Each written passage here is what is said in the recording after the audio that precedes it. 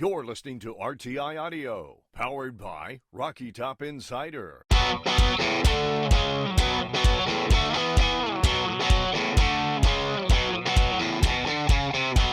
This is Pancakes and Bacon with VFL, Kyler Kerbyson, and Reed Bacon.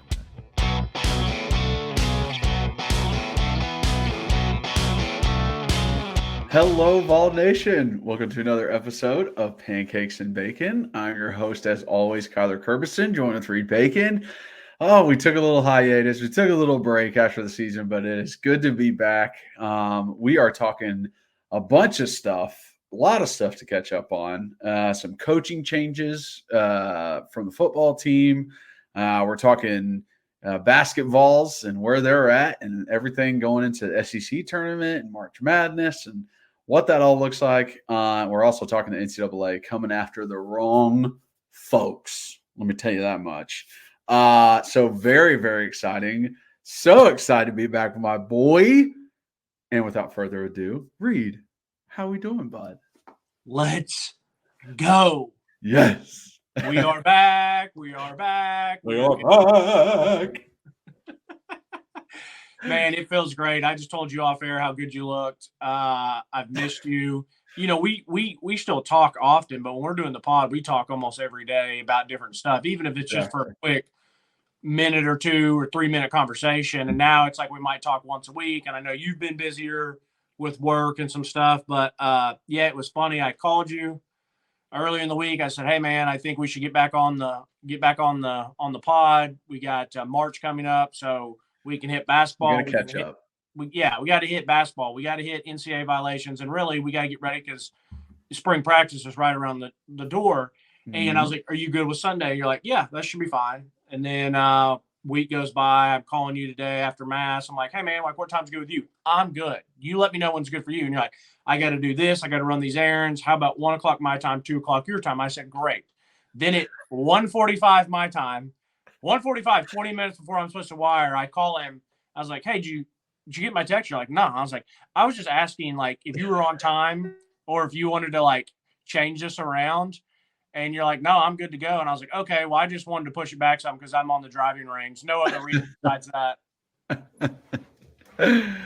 Oh, geez. Yeah. Maybe didn't plan accordingly. Listen, first day back, right? Right. Give him a little leeway. First day back into it. I totally get it. Don't worry about it. Like, yeah. And it's a good reason. There's a good reason to be practicing. I'm trying to pick up my game a little bit. I played yesterday. This is a official Pancakes and Bacon golf talk right now. So I played 9 holes yesterday. Wow. Over at Two Rivers. Oh, dude, and let me tell you this because I haven't told you this. I'm playing 9 holes over at Two Rivers. I just went by myself. It's really easy when you go by yourself and you only play 9. They will pop you in wherever. So I just went by myself. It was kind of cold and windy, so there wasn't a lot of people there. So I could play alone. I didn't have to team up with some randoms. Right. There's a group of 2 that's ahead of me.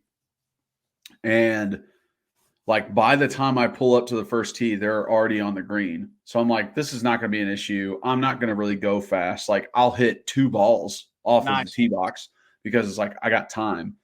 So I'm playing. I get done with the first hole. The second hole comes and they like finish putting. I'm like, okay, I'm going to clean off my ball, like clean off a couple of balls of the ball cleaner for a second. And then they just start waving me in.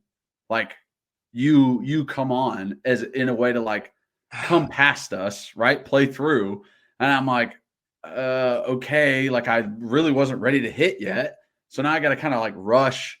It's not a good shot on a par 3 across water. I barely get over the water. And then I have to hit another one. I 2-putt. So I'm like, I get a bogey on the hole. And then I'm just like, okay. So I go up to the next tee. I have headphones on. Like I have big headphones on. Like I'm in my zone. I'm playing my game. And they're, hey, big guy. Like, you can go ahead. You can probably drive the green. And I'm like, no, I freaking can't. Just because I'm a big dude doesn't mean I can play golf well. So I'm like, okay, hurry up. Like hurry tee, first hit, straight right into the bushes. Lose the ball. And I'm like, okay, let me hit another one, and it gets like 5 feet off the ground and then just like trickles like 100 yards away. And I'm like, okay, this is fantastic. I'm just doing this in front of strangers. They immediately tee off right after me. And I'm like, what's going on here? Like, if you like, I don't want to play with you guys. And then they just like keep playing as I'm playing. Like, we're part of a group now. And I was just like, no. like, Yeah. like, So what happened? What'd you say? So like I like kept playing and I ended up on like the right side of the hole, like on the right side of the fairway. They both ended up on the left side of the fairway. And then they got up to the green before me. And he was like, all right, like you can like come on and hit up. And I was like, you know what? Don't worry about it. You guys just keep playing. I'll stay back. I'm not in a rush. Just do your thing. And then they're like, oh, yeah, okay. And I literally just turn away and I'm like, you fucking pieces of shit. Like, I'm just like under my breath, just like, you freaking assholes. I literally quadruple bogeyed the hole. And I'm just like, you threw me off my entire game. I was not ready for this. You made me go fast. I was hitting crappy shots that were like 20 yards ahead. It took me like 4 shots to get on the green. I was infuriated. And I'm like, you guys don't even, you're trying to be courteous and you can't even figure that shit out. So that's a tough scene. That is tough because they were, I'm assuming, probably like 50-year-old dudes. Yeah, there's probably like one older guy and then one that was closer to our age, but probably still like 38. Yeah. So they were trying to be nice.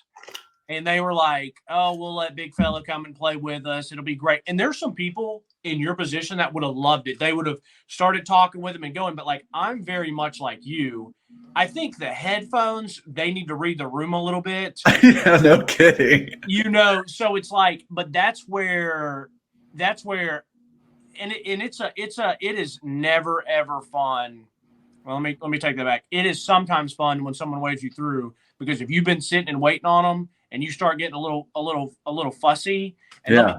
This is going to be one of the most TUFF tough comments I've ever made on the podcast. And I don't mean it to sound like that at all. I don't. But that is one thing I've gotten very spoiled about at playing at a country club. They do very good job of pacing people. But the other thing is in the summer, I don't tee off usually until like 5 or 6 o'clock. Even if I'm playing 18, I'll tee off at like 4:30. Because I like playing as the sun goes down and no one's hardly ever out there. So I am not used to having to wait. Right. And I'm fine to wait a little bit. Don't get me wrong. I'm fine to wait a little bit if people are like actually doing what they're supposed to do. But there's a time if I'm waiting too long because they are acting like fools and no one's holding them up and they're slow and they're playing bad, but then they're doing stupid stuff. It's like, my back can't take this. Like, I might as well just hit the showers. So, pack it up. yeah, really. But so that's tough. I guess all you could have done is when they waged through, like, no, I'm good, yelled and be like, it's after the first hole. I'm like, guys, I haven't put any pressure on them. It's not like I'm riding up on them. I'm like, you guys are good. Don't worry about me. And it was fine. The rest of the day, there was never a time where I felt like I had to wait for them or I was like right up on them. Never felt like that. Well, how'd you end up playing after that? That is very I don't know if you're like me, but I have to try to keep a really good vibe the entire day of golfing. If something like that happens, it's very hard for me to kind of settle back in sometimes. I finished with plus 10 through 9. So that's not terrible. Not bad. Like no. I'm I would say more towards like a 30 handicap than I am a 20. So like it was more lining up like a 20 and that felt pretty good. Like, if I'm in the 90s, like that's a good day. And I had 2 pars. So I was like, all right, I'll take that. Yeah, that's great. And realistically, you did that and like 1.5 of the hole shouldn't have counted because you are trying to. It's brutal when you have to. Just threw me. the two times that you're rarely ever going to hit a good shot in golf as an amateur. If you're, a 12 to 18 to whatever handicap, is when someone goes like this and you got to hit and they're either watching or waiting, or when you're right on that fringe of wanting to go for it and they're on the green and you're sitting there waiting and they finally clear. And it's like you have about an 8% chance to hit this good and get there. That other 92%, you're topping it. It's not a good shot. That's why if I'm playing a par 5 and someone's on, I'm like, F it. I'm just going to lay up because that's the better play for my game. Lay up, use my wedge, and then hit in. Because if I'm waiting to go for it, guess what? Nothing good's happening. No, it's never going to be good. But anyways, I was down there at the range, and it's the second range session I've had of the year. I hadn't touched clubs in 4 months because I usually don't even start practicing really until the end of March. But big news since we met last, I dropped down to one knee on Friday night at Sacred Heart after Stations of the Cross because we're in Lent, and I dropped to a knee and I asked Megan to marry me. And she said yes. So she said no, of course. Where he got turned down. He's very depressed. Everyone cheer him up. Yeah. So, Kyler, it's an incredible, incredible feeling. It really, really is. I got a funny story to tell, and I'm not going to do it on this pod, but it's unbelievably funny of what happened during the proposal. I had everything mapped out. It didn't go according to plans. I'll tell it on the next one. It never, ever does. I'll tell it on the next one. I promise, because it's very funny. So therefore, I was like, there was multiple emotions going on there. But then after everything, and she and I went to dinner together, and we were sitting there kind of reminiscing, and I was tearing up right there in the restaurant. We were having our special moment then. But she knew this was coming. I knew this was coming. We've known a long time that we are who we wanted to be together and stuff like that. But it's still a special process, a wild process. But being 32, I'll be 33 in May. Compared to guys like you and Tyler and some of our other buddies that got married when they were 25, 26, 27. And I always thought that I wanted that. And as I got older, you're like, hey, you get a little, hey, when's it going to happen? Is it going to happen? This, that. And I've always, always, always gone back to my faith. The Lord has always blessed me beyond beliefs. And he did it again, but in a massive way. So it's cool. But I mean, you can get it. When you start getting up in age a little bit, because you were married by 25, weren't you? 22. Yeah. 23. Okay. Yeah, 23. Okay. I had turned 23 2 days before I got married. What'd you say? I turned 23 2 days before I got married. Yeah, but you'd already graduated college. You're younger for your grade too. Yeah, I just graduated from my master's program a month and a half before. Yeah. So, but we started dating each other when I was 15. Yeah. So, it's a little different. That's 8 years we were together before we got married. So. Which is cool. I think that is one of the coolest things in the world is the high school sweetheart thing. I really, really do. But yeah, so it's been a great weekend, unbelievable weekend.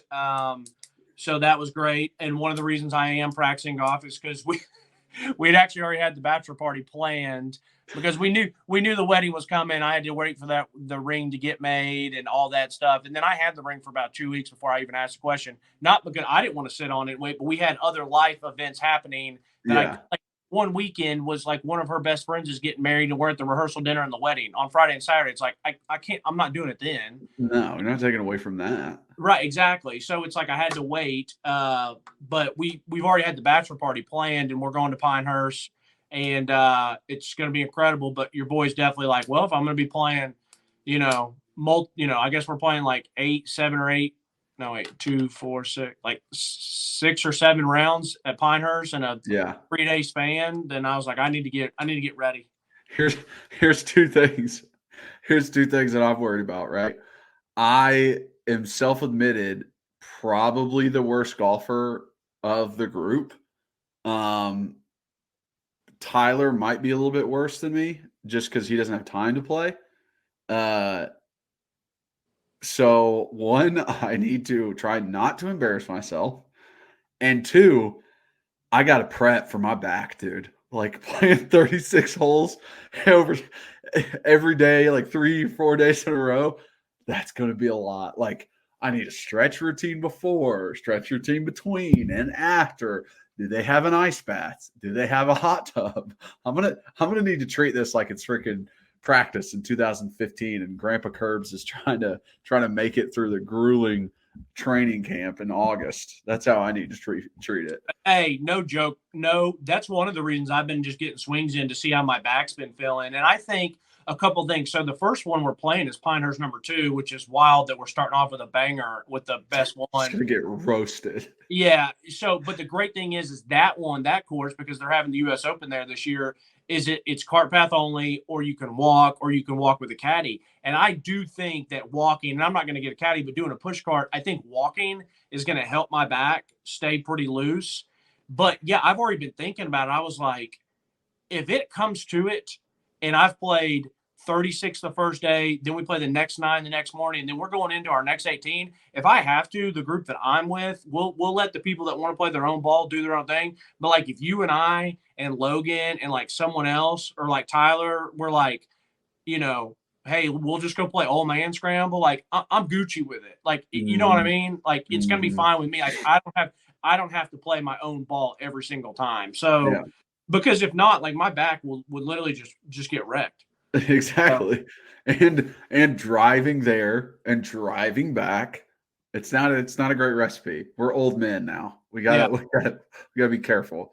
Yeah. And it's funny that you mentioned about, I already knew that I would be doing a bunch of stretching and all that and have my foam rollers and bands. Obviously they have a workout room there, but I didn't even think about that. Like when we finish playing the second round before we get ready for dinner, if you and I can go hit a sauna or a ice bath or something like that, and even if the condo that we're staying at, because you're going to be in my condo, it's like if we got to go get a bunch of ice bags from a gas station, Put it in the tub. Yeah. So, anyways, so yeah, it's but yeah, it's been awesome. It's been awesome. I can't be more excited. But I say all that to say, how have you been? I know I know there's some stuff going on with you and the wife and stuff like that, and all good. I mean, we right now are starting to possibly looking into investment homes. So trying to find something that maybe we can fix up and resell later down the road. I'm about 3 years in full time into the job that I'm in and project manager.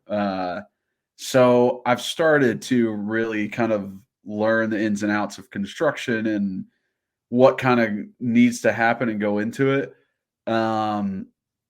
So it feels like we can really take advantage of that, the connections that I have, the people that I know, and like my knowledge base. I do think that like I can figure out how to do some things. Like I should be able to, put some stuff together, put some trim up, install some tile, like some good stuff. So yeah, we're just looking into different homes, trying to find something that works for us. And it's been fun, but also very stressful.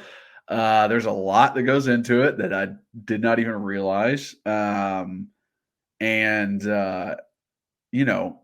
There's also just the, what is this going to look like, right? Like, how much is this going to cost? Do we want to add a room here? Do we want to take out a wall there? Do we want to try and turn this into a laundry? Like, it's just like that whole thought process. I'm like, whoa, we got a lot. There's a lot to go into this. And, but it's exciting. It's cool. Hey, we're growing up. Mm-hmm. Isn't it weird too that as we grow up, like we get excited about like doing home improvement stuff instead of like waking up on a Saturday in the spring, not when football's going on or whatever. And it's like, when you're younger, you're like, oh, I'm ready to go play Xbox, or I'm ready to go hang out with my friends, or ready to go play golf. And it's like, man, I can't wait to get up and really do some landscaping and get this, get the yard looking good. Yeah, that's right. Because it's hard work, but some of that stuff can be enjoyable. No, I can. You got to have the right attitude about it, man. Like, Yeah. you just got to be like, hey, I'm going to take pride in what Yeah. I got going on. Yeah. And then you can really, really do it well. Yeah, exactly. So, but anyways, let's get into the coaching changes. Let's do it. I'm excited to. First off, I don't know how much you've been locked in or keeping up with stuff since we haven't been doing this. I don't know how much basketball you've been watching. I don't know how much stuff you've been reading. I have given up Twitter for Lent again, so that hurts my sports knowledge. I'm going to like the ESPN app trying to find stuff. I'm going to the NFL app trying to find stuff. It's like, that's where I get all my news, man. Is Twitter? Yeah. Yeah, I know. I feel like I'm in the dark, and like sometimes it's a good thing. Other times I'm like, I'm missing stuff sports wise. But anyways, so what do you think about the coaching changes? So if first, you even really looked into it, I hadn't I hadn't researched it or anything, but I'd seen it as I'm on Twitter or X, I should say, and just noticing it. Oh yeah, this Jerry Mack goes to the NFL. They bring in guy from Cincinnati, Darrell Sims,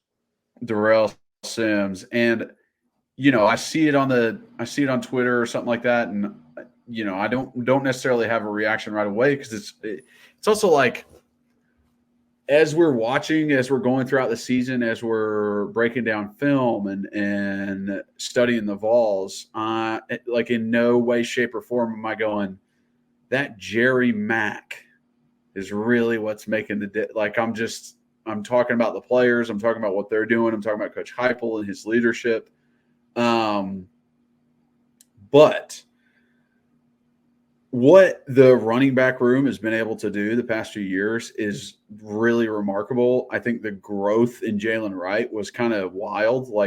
I honestly didn't know if it was ever going to happen. And that is a testament to a coach in a room, making sure a guy is confident in himself and is able to grow as a player.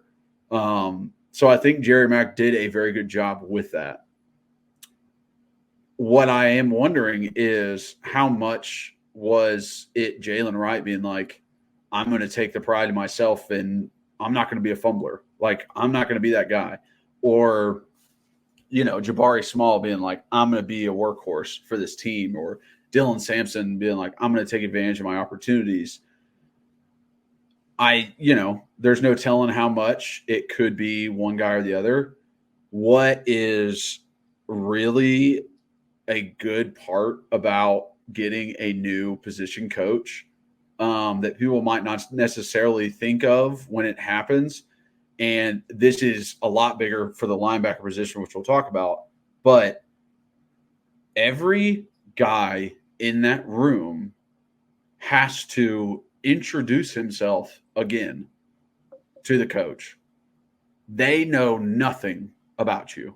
They don't know what kind of worker you are. They don't know what kind of leader you are. They don't know how smart you are, how athletic you are. They don't know anything about you. So you have to step up and show them who you are. It gives every guy in the team every guy in that room, level playing field, right? How are you going to set yourself up differently than the guy next to you? If you want to start, here's your opportunity. Because in his eyes, someone told him, hey, this might be the starting running back next year, but it's open season. It is open season. He comes to that room and goes, I don't know who's going to start, but you guys look pretty good. Let's see what happens out in the practice field. Well, I'm going to give every single one of you guys reps because I want to know. I want to know who the running back is in this room, who's RB1. So a lot of times guys might not see it that way, but it's a perfect opportunity. I like that you're kind of talking about it from the coach. I mean, from the player side of it. I'll say this. I completely understand Jerry Mack leaving. I am the first to say that as much as I love coaching and I would love to coach, if I had made that decision to chase that life, to chase that dream and to be in that lifestyle, I would leave for the NFL immediately. And I would have done it. Immediately. I would have done it before the NIL stuff happened because I just wouldn't have wanted to have to do all the recruiting nonsense. And because, and I hate to say it like that, building a relationship with the younger kid coming out of high school, bringing him to your college, being there for him, helping him, and watching that's. But that's not what you're doing. I know. Yeah, that's not what you're doing in recruiting. What you're doing is telling a kid that you think is an asshole that he's the best thing on earth. I know, and that's just because he has 5 stars next to his name. And not necessarily like I wouldn't necessarily like. Your job is still to bring in the best talent. Now, I don't have to lie to them if you don't necessarily think that they're the best talent or whatever the case. So I get it, but that's what I was going to say. If I finished, it was I could take pride in recruiting that kid, being there for him, watching him grow and mature. But it's like that stuff gets taken away when they have an attitude or their family has an attitude or they are snakes in the grass about stuff. So it's like, I say all that to say I understand Jerry Mack leaving, and I don't think it's an indictment on Tennessee at all. If you see all the stuff that's going on right now, where the guys are jumping ship to go to the NFL for lesser roles, or a Chip Kelly who's like, I don't want to be a head coach. Let me just go run my offense and dip out of here. I totally understand that, and so I get Jerry Mack leaving, and I also get Brian John Marie leaving. He's matter of fact, I was out making drops and seeing my clients and stuff the day kind of the news broke, and was listening to the radio and was able just to kind of hear the facts. It's like I don't really care necessarily about certain opinions. I guess we'll just make our own decisions based on how the coaches do once they're here. I think the only thing that you want to hear about opinion based, well, I guess it technically shouldn't be opinion based, is if they're a good recruiter. But anyways, I wanted to hear the facts. I wanted to be like, is it more money? And it was, and he got a third year compared to 2 years, and he has some tie up there. Now, the one thing I disagreed about was they said if he goes there and the defense coordinator they brought in, who's the longtime NFL one, who was just with the Giants, got pissed and left because him and Dayball got into it.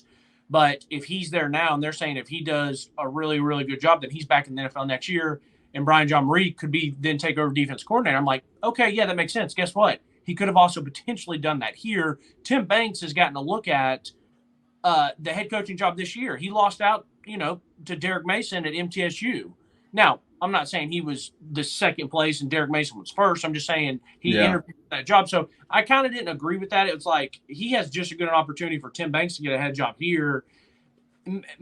Maybe that one's like a 50% chance, and there it's like 75 because the guy. It feels very much like it leans towards the other shit that he has to deal with as a college coach, like what you started the conversation with, like the NFL versus college. It's like you're dealing with professionals. You're coaching grown men, right? Yeah, like you're not having to deal with all that political crap. No, and that's what I'm saying. But Brian John Marie went to Michigan. So I'm saying for Jerry Mack, I understand. Gotcha.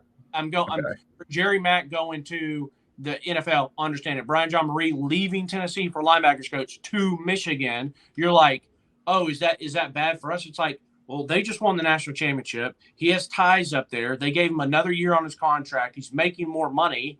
And then the only thing I disagreed with was that they were saying, oh, he has a really good opportunity after 1 year to maybe be the DC. I'm like, yeah, he could have maybe had that same opportunity here. But I say all that to say with the new individuals, I catch myself being like, okay, yeah, it's a running backs coach, like whatever, like how hard is it to coach backs? But I don't want to be that naive or that, I do think that a quarterback's coach, an offensive line coach, a secondaries coach, like those are a little bit more important than like running back or receiver.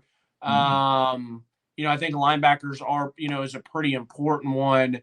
So I don't want to get to that. It's like, yeah, it's just a running back coach. We still got Heupel. We still have Tim Banks. Like that's what I'm good with. And so that's where I was going to stop myself and be like, hey, obviously we do need him to be good. We definitely need him to be good recruiters, but I wanted to put it back on you. You were there 5 years and you had multiple different offensive line coaches. So you can speak to the level if you thought you had one that was better than another. Yeah. And I think not that you have to name names. I'm just, no, I mean, I think it's your position coach is the one that you're with the most as a player. So it, to me, is very important if those position coaches can connect with the players and get them the most motivated and want to do the most. There is a kind of generic way of teaching positions that everyone knows. And I don't mean to say that in like a, football's not that hard kind of way, but it's like, listen, every offensive line coach is telling you where to place your hands, and it's all the same, right? Every running back coach is telling you where to like transfer your weight on a cut. Every wide receiver coach is teaching you how to drop your hips when you're at the top of your break. Like, those are all very generic in the way of like, this is how you be an athlete, really. Like, this is the way you're supposed to do it. They might have a little bit of different, hey, I have a different kind of drill that helps to keep your head out of it in pass pro as an offensive lineman. But every offensive line coach teaches every offensive lineman to keep their head out of it. That's just what you get taught. Now, not every offensive line coach can make a guy perform his best on a Saturday. Some aren't very good. Some are rah guys that can get a lot out of people. Some are MFers who just scream at you all the time. And some guys are motivated by that. Some guys curl into a little ball. And it's like, you got to be able to connect with them. I think that was the biggest difference between the 3 offensive line coaches I had.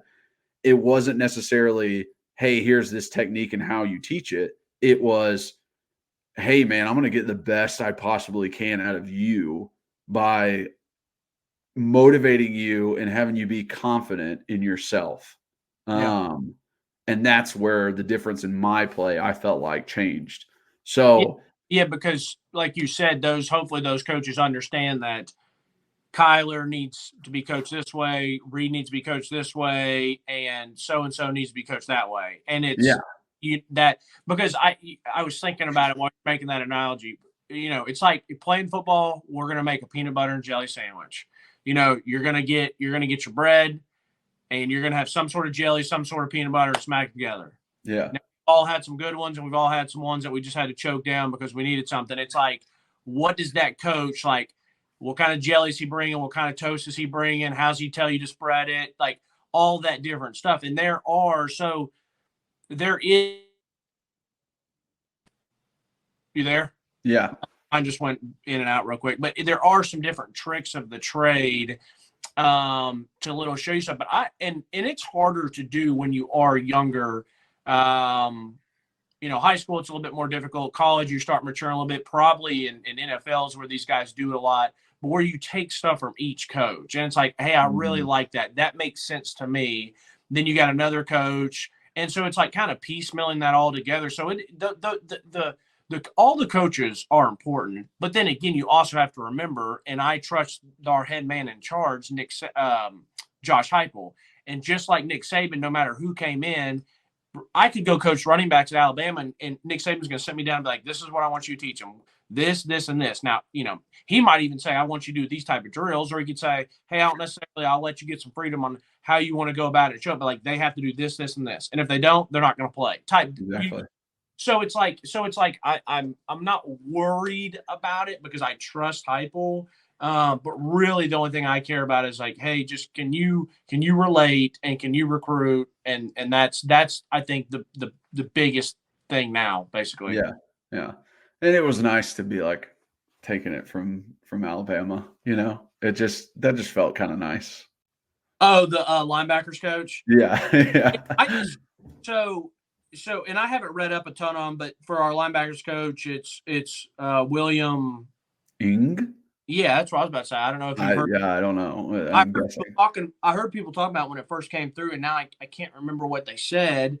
I will say this. I do like the fact that, I mean, he was just a defensive coordinator for a team that went to the national championship.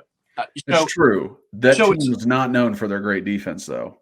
So, but Kyler, when I watched it, I don't remember being like, what the is this? Like, they're getting absolutely exposed. I thought they still did some really, really nice stuff. I mean, they had a really nice edge rusher. I thought they played fast and physical. Like, it wasn't like a 2012 or 2013 South Sincerity type defense. And so it's like there was still stuff that I saw that I liked about their defense. So I mean, you didn't have to bring up that defense. Jesus, man.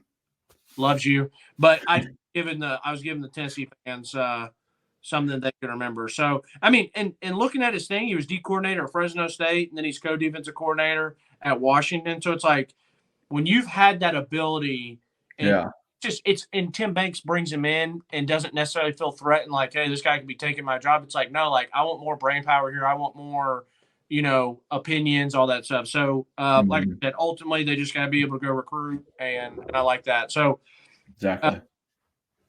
Let's talk. I'm very excited to talk BasketVols.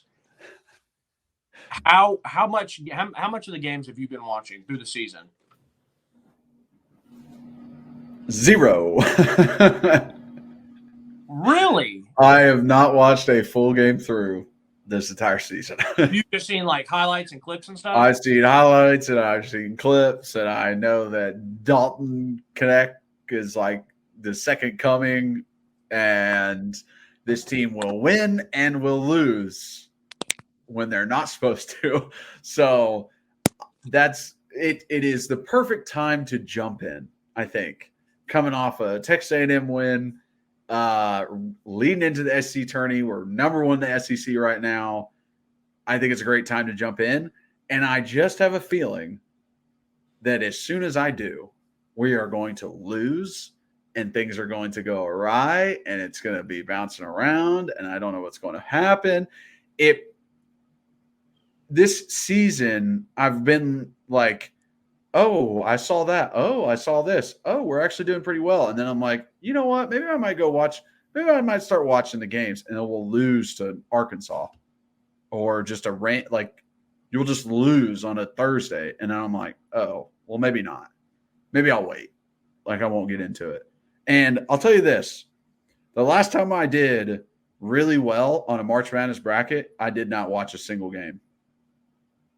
I swear that was the last time I did well on a March. Like, picked like 2 of the teams in the Final Four, didn't watch a single game, was just like, that looks good when I was picking them. So maybe that'll turn out the same. That's how it happened. So I've been very honest when we were going year round with the pod and talking about different stuff, and we were talking hoops, and we all know how I feel about Ricky. And March. I don't want to be Rick. I love the fact that it's I like the fact that he's a good guy. I respect the fact that he talks about his faith, but that he does run a good program. If he is cheating, obviously he's not getting caught, but he runs a good program, and so I like those things. I don't want to beat him up, but as a guy. But like as a coach, there are still some slight frustrations, but his lack of winning in March has just done it to me to where I don't get excited. And I've been watching the games since I've been watching them off and on probably since, January.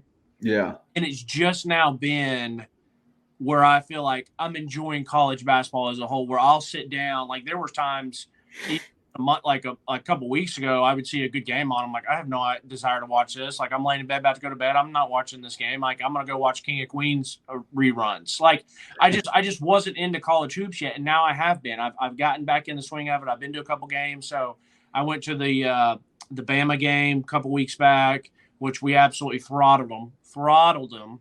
And so that was a great win. And then I went last night to Texas A&M game, and it was, Kyler, that atmosphere was amazing. It was simply amazing. And not that, I mean, I've been to tons and tons of basketball games in my life. I've been to tons of them. I was at the 06 when we beat Florida and stormed the court. Like, you know, I've been at a lot of the Alabama, a lot of the Kentucky, when Kentucky's been really good. I've been to the Auburn when Auburn's come back. So, like, I've been to a lot of good atmospheres. But it's funny that I was sitting there last night, and I'm like, this place is unbelievable. I mean, they were so rowdy and so loud. And I know it's a Saturday night game, so even if it's not a big game, like, people were just excited to be there. But then, like, the fact that Texas A&M did whip us on national television a couple weeks back, and, like, you do want to get that revenge and you want to play well.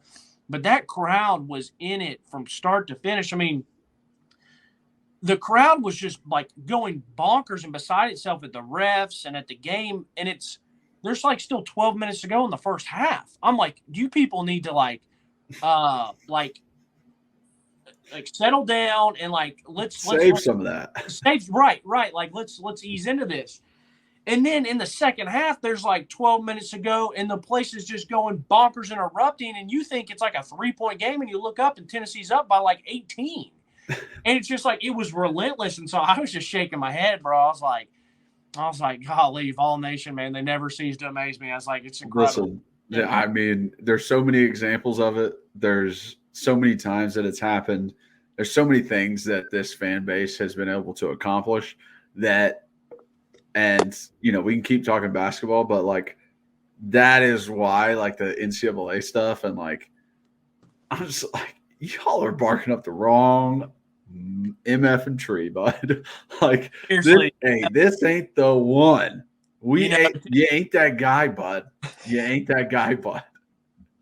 You know, Tennessee, I even get frustrated with our fans some too, but it's like the same thing that frustrates you is the same thing that, like, makes them great. I mean, you know what I mean? Like, we're not the fan base that is up 20 on Texas A&M and everyone's kind of now chillaxing, sitting back. It's like, no, we want blood. And that's one of the reasons, and it's one of the major reasons that Tennessee is such a great university for college athletics. It truly is. And so, anyways, you know, getting to see Dalton Connect and getting to watch him a couple times in person is great. To talk about him for a minute, I have buddies. I have like 5 buddies that would vouch for me. The night after we played Wisconsin, which was freaking November, I think, or December, and we watched it, and I watched Dalton. And on Xbox Live later that night, I said, guys, like, I'm not trying to be prisoner of the moment or anything. I was like, but he's the best scorer I've seen in my lifetime at UT. And they were kind of like, and then they were like, you know, Grant Williams, like maybe Chris Lofton. And these guys are like knowledgeable sports guys. I mean, one of my buddies, he played college basketball Division I, and he coached with Conzo Martin out in Cal. So it's like, I really respect his opinion. And, like, I wanted to hear who he said. And I said, like, I'm not talking best player, but I'm just saying score, because he can do it at all 3 levels. You know, Chris Lofton was a good scorer, but he was a stroker. You know, exactly.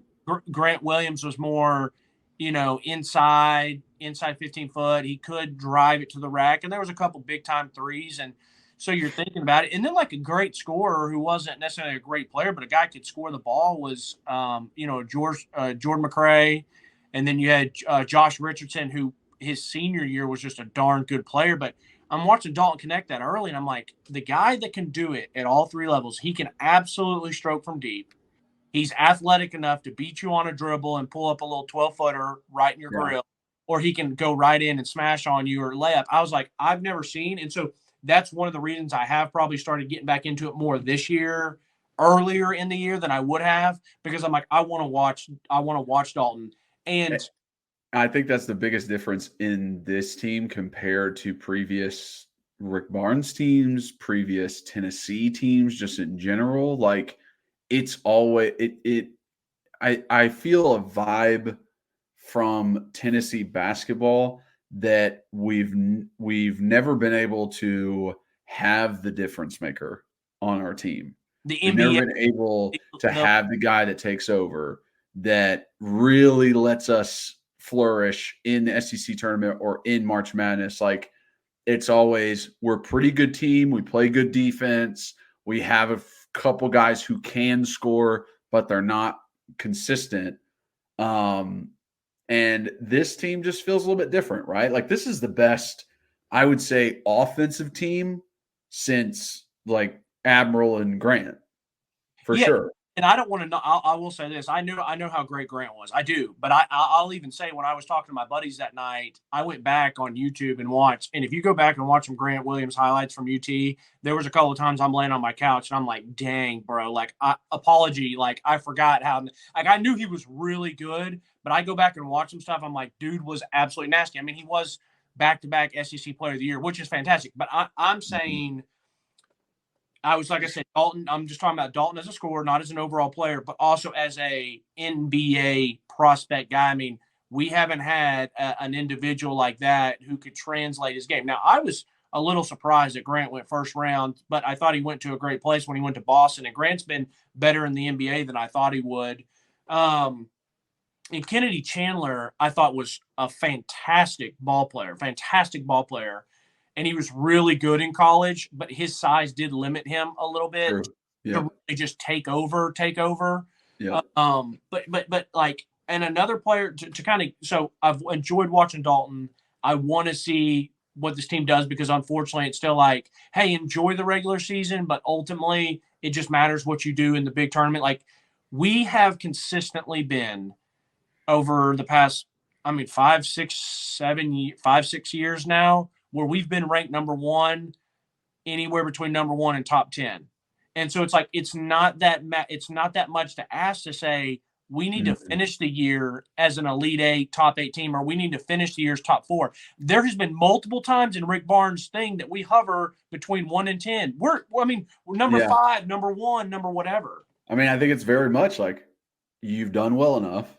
You're resetting your expectations every time you do well, and now we want you to push past them, right? You push past one ceiling, let's push past the next one, right? Tennessee basketball was never seen as a top-tier program. It was never seen as the top of the SEC. Kentucky was always the top of the SEC. Now Rick Barnes is here consistently beating Kentucky. It's like, hey, what tier are you stepping into now, Tennessee, right? You won an SEC championship a couple years ago. What's the next step? Yeah.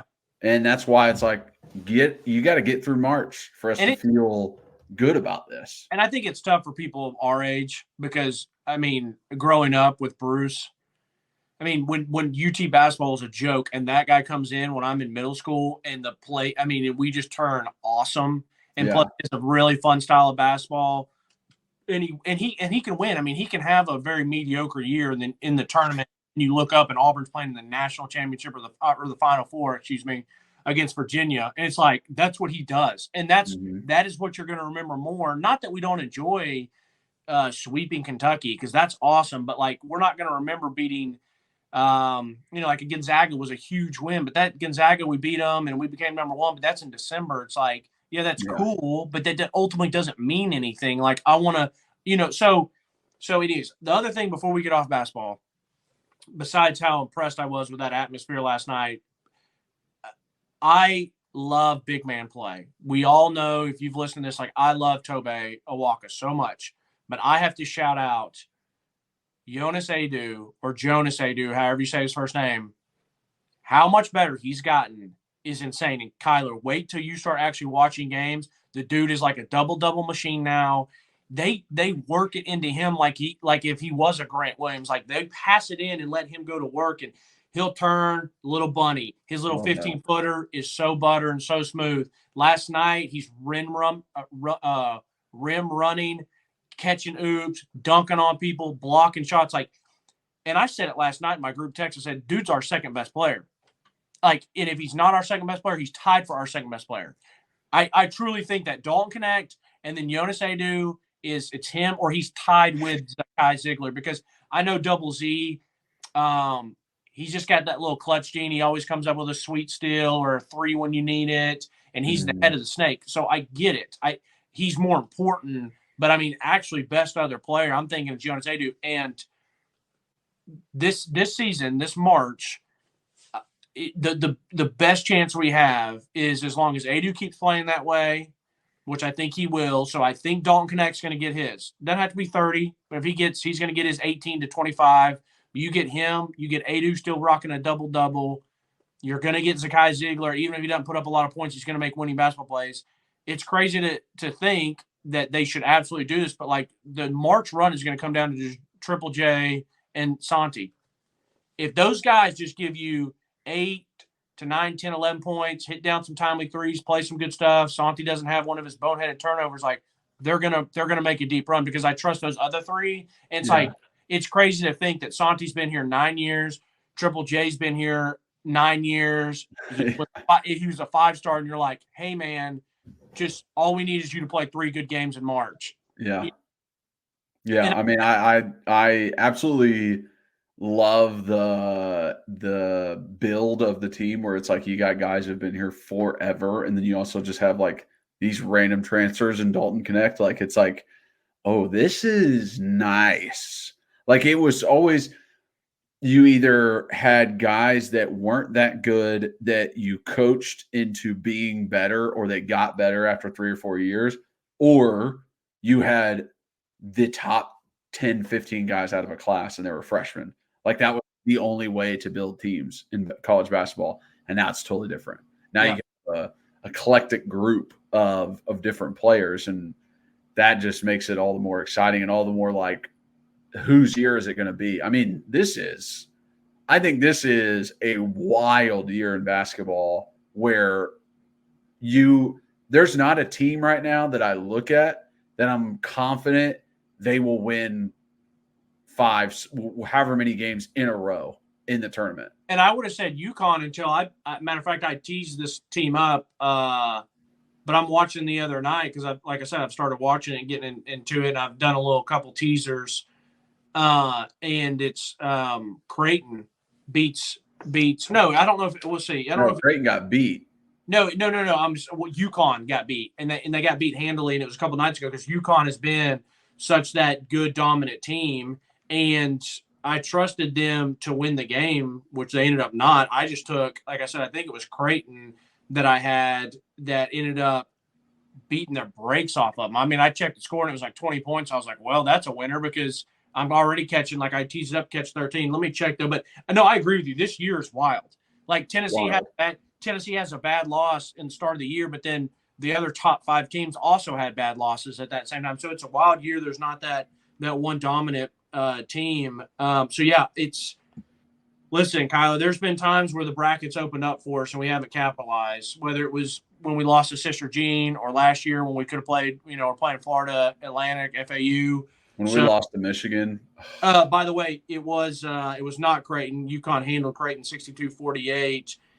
It was let's see where this is. Because now it was Seton Hall. It was Seton Hall. No, that's December 20th. I wasn't watching it then. Hold on, people. We'll find this. No, it was Creighton. I was right. It was Tuesday, February 20th. Creighton won 85-66. Yeah. And I had turned it on, and I was like, because I had, Creighton catching 12, and I was like, whoa. So it's like even UConn can get their butt whipped. So, yeah. Exactly.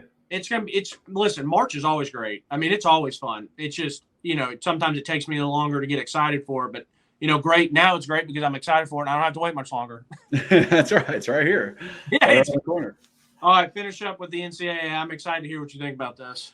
Yeah, so like I mentioned a little earlier, I truly think, and it's so cathartic to see like the video game coming back in the summer.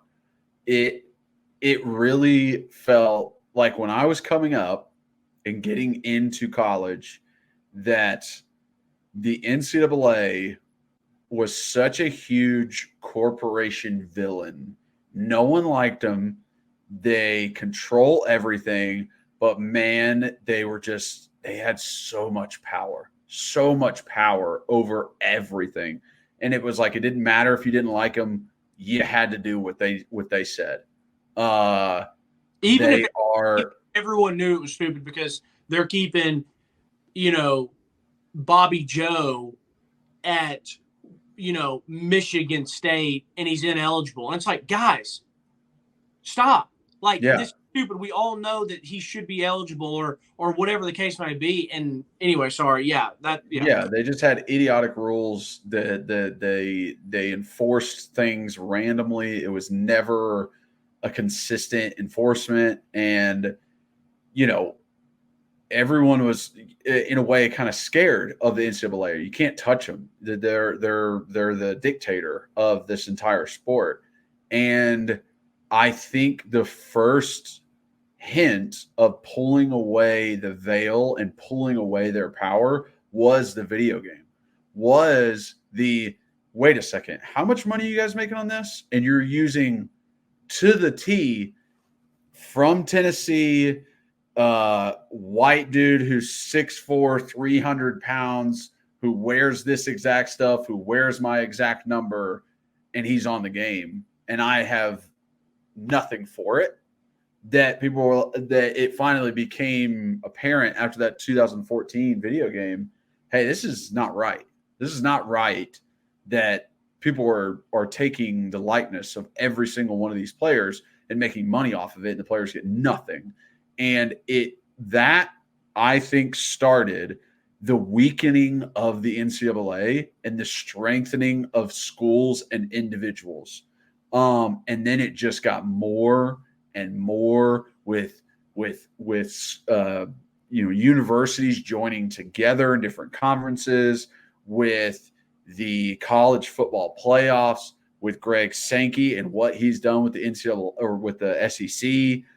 And it this past couple years of, I never thought the NCAA would be a place that would just say, yeah, go ahead, NIL, all yours. Just do it. Whatever. Yeah, transfer portal. Yeah, go right ahead. And it was like, oh, are they really don't have the power. They're losing it right now. And this felt like a last-ditch effort of, let me get some of that power back that we've lost over the past decade. Let me, as the NCAA, grab that from a school and show all the other schools how much power I can have. And Tennessee said, F you. You ain't touching us. We as a collective will not let this happen. And it's so much more than just the university, just the players, just Nico. It is the entire state. State representatives, political figures, judges, they all came together and said, screw the NCAA. We hate them. They're the worst. They don't do their jobs correctly. They mess up consistently. We're not letting them try and take it out on us, try and gain power back that they lost on their own by coming at our university. I think that's the number one thing right there is there's nobody, if we want to sound cool and say the slang, there's no one that fumbled the bag harder than the NCAA. If you just scroll back to when we were in school, and I was a freshman in 2010, you're a freshman in 2011.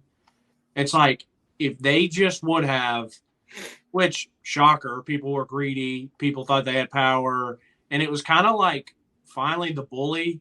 Someone stepped up to the bully and he said, give me your lunch money, and they punched him back. And then it was like the bully was a bully because, we'll say he's a punk. Some bullies can back it up. But we'll say he's a punk because he tried to punk you and you called him out and he backed down. And it's like, because truly these universities and these conferences realize they could be whatever they want to be without the NCAA. They don't need them. Realistically, the NCAA calls and they're like, hey, you can't do that. And they're like, click, we're going to do it anyways. Who's gonna stop us type vibe. And then what all controls it is money, and the TV money is what matters. And that's what the conferences get. So the SEC as a whole could have been like, Greg Sankey could have been like, hey, I need all the coaches, athletic people on the phone, hey, I'm just letting you know we're going away from the NCAA. We're going to be the one that signs a massive deal with CBS or ESPN. They're like, okay, cool. Because like the money's Great, all we get more money. right. Exactly.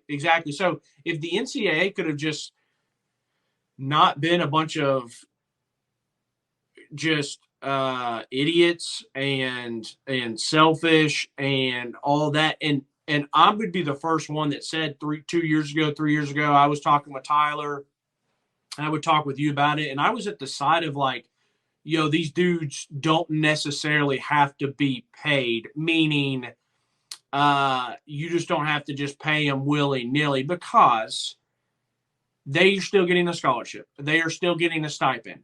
I wasn't wanting to prevent them that if Calhoun's wanted to have the offensive line down and give them free meal and pay them each, a couple $100 to do some autographs and sit there and eat, do it like whatever the case may be. I didn't care about that stuff at all, but I do think it, and this is tying back into the video game, like no offense to you, but like that game is going to sell. Tennessee is still going to sell without Kyler Kerbyson, the starting left tackle, because if you weren't the starting left tackle, someone else would be. And so my thing is about all the money that made, like realistically, the only people that really, really deserved a ton of the money is the Peyton Mannings, the Reggie Bushes, the Johnny Manziels, the Tim Tebows, the Cam Newtons, like the big time players. Because and I cracked up. Like I was listening to the radio and I was listening to Josh Ward and Jason Swain, and I disagree with him on some things for sure, but Swain cracked me up actually, and he was like, I cannot wait until some backup guard or backup linebacker's like, hey, $600 and a free copy of the game ain't enough. Like you're making money on my back. It's like, no, you're a fucking idiot. No one knows who you are. Yeah. Like, take your $600, that's plenty, and your video game and keep it moving. Because technically, the game's going to be awesome and sell no matter really who it is. I mean, honestly, Kyler. Honestly, it really is. It doesn't matter if Caleb Williams was a part of the USC team. If it was just some white quarterback that was number 2, like right. it wouldn't have mattered. Right. It's still USC versus Notre Dame, right? In Dynasty.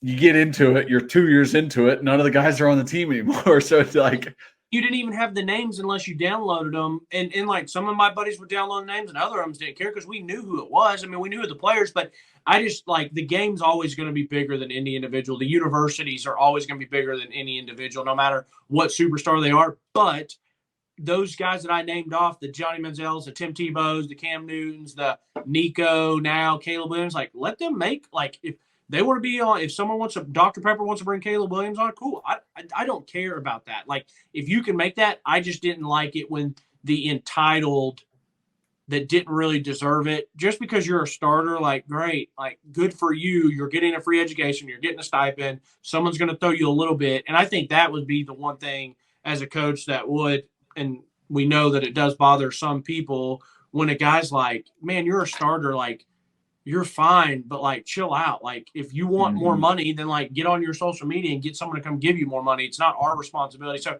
that's the bad side about it. And that's why I used to argue about like the getting paid and stuff. But tied in NCAA, it's funny how they literally were an empire and now they literally went from an empire to like, they're kind of like in a tent now, bro. Like, I don't even know if they even have a tent to be in because it's like, I don't know what power they have anymore. I don't either. I mean, they literally have none in the state of Tennessee right now.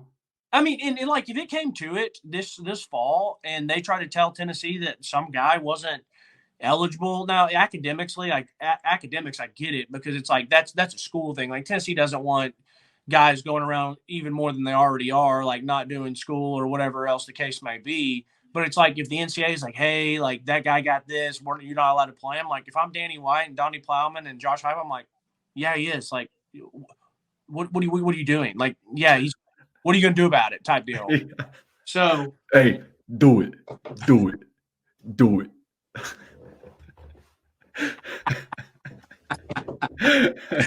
it was great. It was great to be back. I hated that I had to leave my driving range session, but it was funny. Get back out there and do another one. You need it. Yeah, if anyone showed up to the range session, like, were you down here hitting balls, or were you down here shoveling up sod? Just drenched in sweat. Yeah, but taking just massive divots, just chunking it like an idiot. Oh gosh, but yeah, I'm excited. We'll be back. I'm excited when we start talking spring ball. I haven't told you yet, but I'm gonna tell you now. Like, I definitely want you to, if we can, for you to come in town. I'll go over to the start of practice with you, quote unquote media time, so I can be in there for a few minutes, and then I'll leave, and you can stay and do some stuff, because I think it would be a good pod. I mean, I would be excited to listen to what you had to say about certain stuff. Yeah, I'll try. I'll try my best not to just stand next to the offensive lineman the entire practice. Bro, I was talking to Jack about that. Jack asked, like, hey, he's like, are you going to go to practice? And I was like, nah, I'm not technically allowed to. And I was like, but I'm going to try to talk Kyler into it. And I was like, but really, I'm going to have to get him notes. And I'm like, I'm going to have to give him notes, because I said, we joke about it, but seriously, he's with the offensive line all the time. I literally am watching. I'm the only other one that circles and sees all the other groups, and then I come back. But I told Jack, I was like, he's not just standing there, like, just watching. Like, dude is over there. He's talking with Cooper. He's talking with Cade. He's helping Dane Davis. He's helping Ollie. Like, he's talking to Darnell Wright. Like, you're like I've joked about it. Like, you're in there practicing. Kudos to Glenn Ellerbee, because he was not your coach, but like that he doesn't worry about when you're talking to the whatever, like he's never once come up and be like, hey guy, who the fuck are you? Like, stop coaching my dudes up. But it's like, so. No, yeah. Cause I don't want to step on toes either. I've never like, hey, do this, don't listen to your coach. But I am always just like I said earlier, there are certain things that it's universal. Keep your head out, strong hands, inside breastplate, have your outside leg split the defender. Everyone knows that in a pass set. Like, every single person knows that. Every single coach coaches that. It's just, hey, think of it like this. Understand it like that. Maybe that it clicks in some guy's head a little bit differently. Yeah, and Glenn's over there trying to coach up damn 15 dudes, and then they got one GA, and he's trying to help. So there's been times we're standing there watching a drill, and Ollie would come over, or Cade would come over, or Coop would come over, whoever it was, and they would come. And sometimes they're just BS talking, and other times you could tell they were frustrated with like getting beat on a rep, and you're like, hey, try this, try this, try this. And I always thought it was cool, because I always thought they were pretty receptive to it, which was cool. So it was great seeing you. You too, brother. All right, talk to you soon. All right. Thank you guys so much for watching and listening. You're the best. Couldn't do this without you. It's great to be back. If you are watching, please like and subscribe. Hit that notification bell. Leave a comment. Love to read through them. If you're just listening, rate and review, download, re-download, and follow us on all those listening platforms. Also follow us on social media at Pancakes and Bacon, on Twitter at Pancakes and Bacon _RTI, on Instagram. And then if you want to follow Reed, he is just at rbacon26 on Twitter. I am at Kyler Kerbyson on all social medias, so you can check me out there. And yeah, just thank you guys so much for being the best fans in the world. And as always, go Vols.